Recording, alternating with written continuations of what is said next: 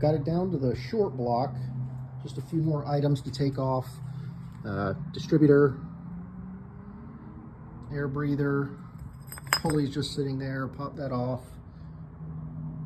Oil pump, oil filter bracket. I believe that's going to be it, and then I can split it apart and take the flywheel and stuff off too, but we're getting there. Should be apart hopefully within the next week or two. Heads down here, I just unbolted them. It just looks like a lot of carbon buildup.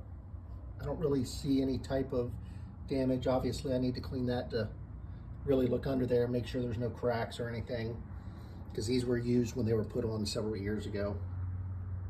So need to check those out. There's 1 and 2. So I'm getting there.